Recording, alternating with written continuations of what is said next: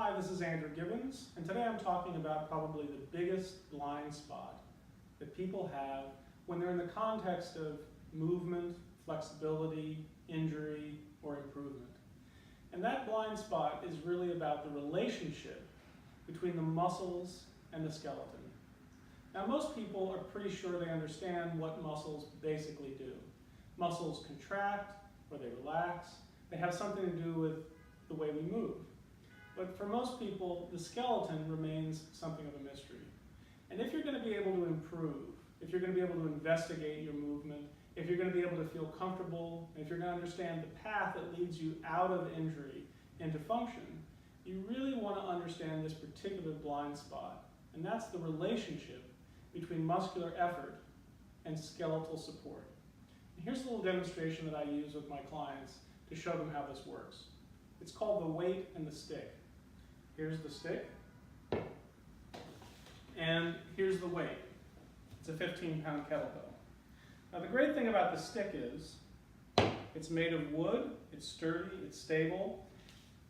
If you can stand it on the ground like this and keep it upright, you can put a lot of pressure into it and it won't bend or break. In fact, it'll support and reflect the pressure you put into it. Now, if you wanted to break this stick, what you would do is you wouldn't put pressure down through it through the longitudinal axis. You'd put pressure across the stick. This is how you break it, is to put the force across the axis. So as long as we use the strengths of the stick and work with it instead of against it, the stick will perform its job very, very well. And in this demonstration, the stick is the skeleton. And the weight is just that, it's weight on top of this particular part of the skeleton. And I am playing the role of the muscles. And my job as the muscles, my job is to make sure that this weight does not fall off the stick. That's really my main job. It's the job I have to do before I can do any other job. Some of these other jobs include moving the weight on top of the stick in a variety of ways. Bringing it back on top of the stick. As the muscles, I get to do all those different kinds of things, but the most important, the foundational thing I have to make sure of is that the weight doesn't fall off the stick. Now, as long as the relationship between the weight and the stick is really accurate, my job is easy. I, in fact, don't need, if I just want to have the weight supported on top of the stick, I don't need to do anything at all. I can make sure things stay stable with just one finger.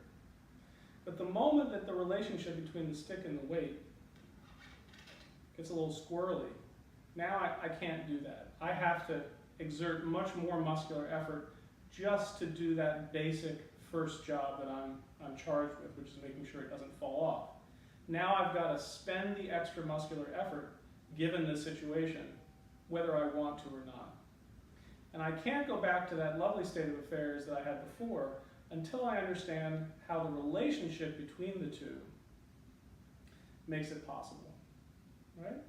So when the relationship between the bone and the weight above the bone, if that relationship is really accurate, the muscular effort is less. Why? Because it can be. If the relationship between the stick and the weight is poor, inaccurate, if the support is poor, the weight is immediately going to fall, and I must expend that muscular effort. That cash has to be spent to keep things like this. Without it, it's going to fall, something's going to tear, I'll have an injury. Now the problem that most of us have is we're used to paying attention to our muscular effort when we exercise, when we move, when we study things. And the fact is, you want to make sure that you understand muscular effort in the context of skeletal support, okay? So let's take it one step further. When things are good, the support is good, I can now manipulate the weight on top of the stick with minimal effort. It really doesn't cost me very much to do this, as long as I make sure that when I move it, I don't mess up this relationship. If I move it and I do that, clearly I've got a problem on my hands. But if things remain pretty accurate between the two, my job is very, very easy. The thing is, if I don't understand that, and things are not so good, before I can move it, and while I'm moving it, I must expend that muscular effort to maintain some semblance of safety in the joint or in the space between the two. And that will always be something that I spend before and during any kind of movement I make. And in general, it makes that movement much more costly, but I will spend that effort, always. Usually until the day I die, that particular formula is going to obtain. So the first thing we have to understand is that our study of movement, our study of our experience, even our exercise, our time in the gym, our time spent out in the world walking and moving, has to come with this particular understanding, stabilized and intact. We have to have this model clear for ourselves so that we know what we're looking for. Because when things are light and easy and they're safe, I feel good.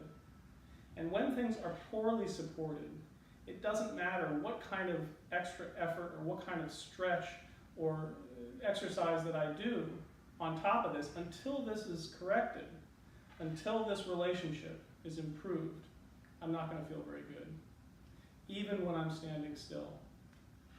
Here I'm standing still. This is costing my arm a lot more effort in this position, and it will continue to until we get the stick back underneath the weight. A little more like that. Okay? I'm Andrew Gibbons for Body of Knowledge. Thanks very much.